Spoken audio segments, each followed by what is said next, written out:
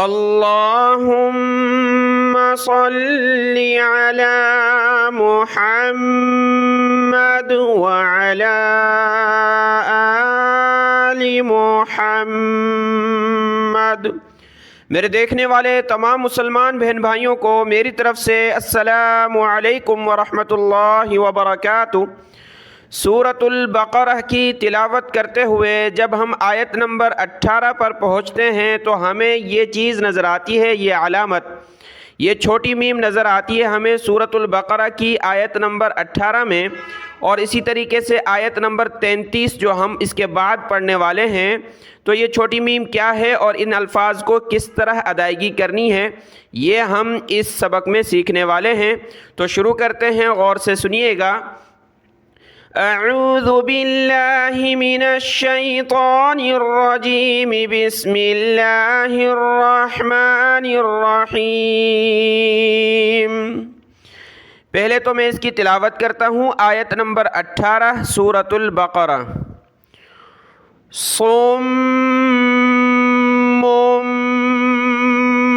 بکم عمی فہم لا یرجعون۔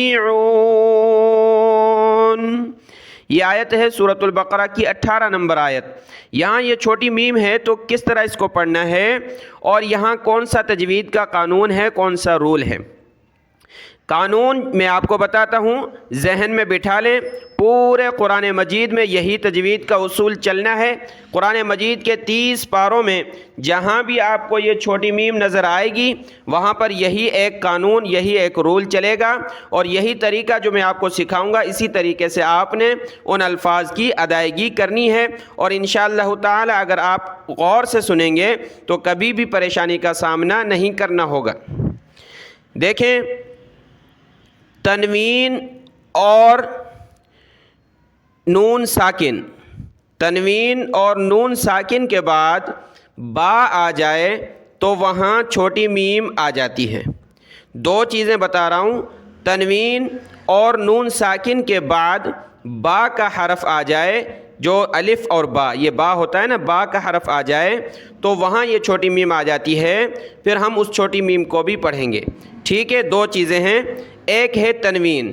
اب تنوین کسے کہتے ہیں؟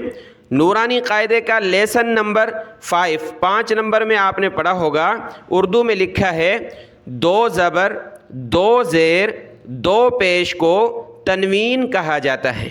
2 زبر 2 زیر 2 پیش کو تنوین کہا جاتا ہے۔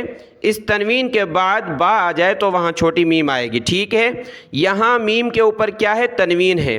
کون سا تنوین؟ پیش والا تنوین، 2 پیش، 2 زبر 2 زیر 2 پیش کو تنوین کہتے ہیں۔ میم کے اوپر یہ 2 پیش کا تنوین ہے، اس میم کے اوپر دیکھیں یہ کیا ہے؟ تنوین ہے۔ یا کے اوپر 2 پیش ہیں، اس کو کہیں گے تنوین۔ اوپر آ جائیں، یہ تا کے نیچے 2 زیر ہیں، 2 زیر کا تنوین۔ 2 زبر 2 زیر 2 پیش کو تنوین کہا جاتا ہے۔ اور دوسری چیز تھی نون ساکن، نون ساکن کے بعد با ہو، ٹھیک ہے۔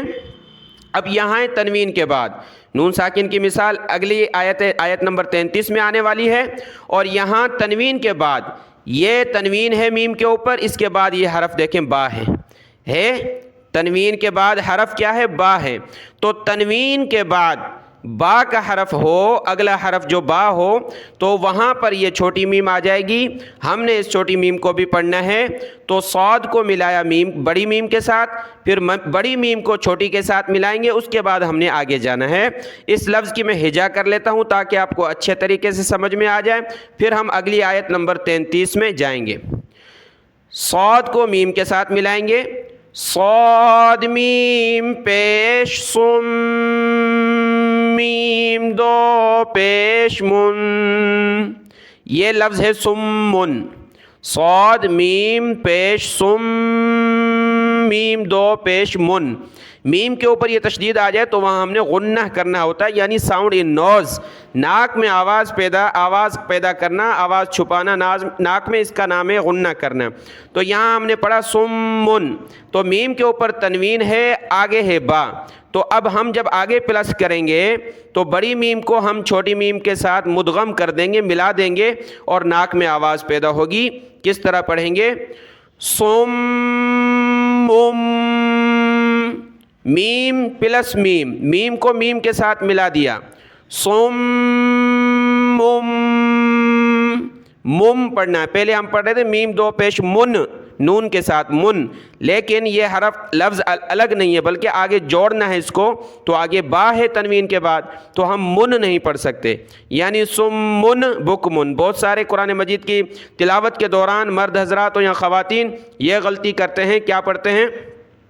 सुम्मुन बुकमुन, सुम्मुन नहीं, ये छोटी मीम आपने छोड़ दी, ये पढ़नी है आपने, ठीक है?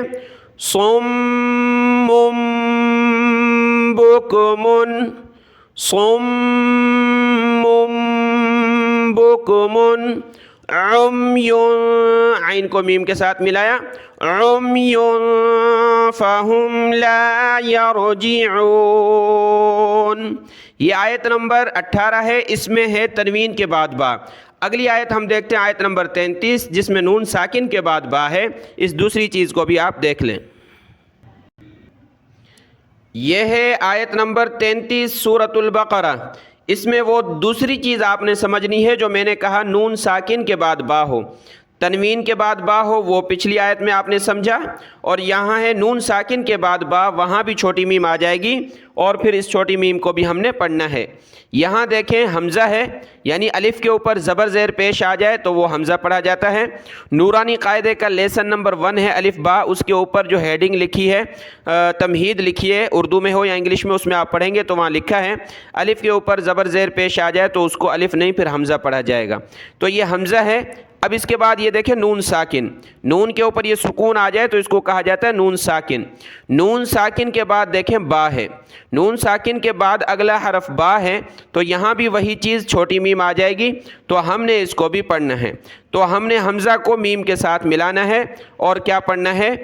अम्बी, अम्बी, ठीक है? हमज़ा को मीम के साथ मिलाया, नाक में आवाज़ पैदा करेंगे, और बा हमज़ा ज़ेर बी। इस चीज़ को भी समझ लें, यह हमज़ा साकिना है। हमज़ा साकिना को पढ़ते वक्त हमने झटका देना होता है, झटके के साथ पढ़ना होता है। बा हमज़ा ज़ेर बी, अम्बी, क़ाल या आदमु अम्बिहुम बिअस्माइहिम। तो जब यहाँ आपने तिलावत करनी है आयत नंबर 33 सूरतुल बकरा की, तो क़ाल या आदमु, या को खींचना, या आदमु, यह हमज़ा खड़ा ज़बर आ, दाल ज़बरदा, मीम पेशमू, आदमु। आगे आपने अन्न भी, अन्न, अन्न नहीं पढ़ना, बहुत सारे इसको पढ़ते हैं अन्न, तो अन्न नहीं पढ़ना, आपने मीम पढ़नी है छोटी और नाक में आवाज़ पैदा करनी है। अम्बिहुम, अम्बिहुम।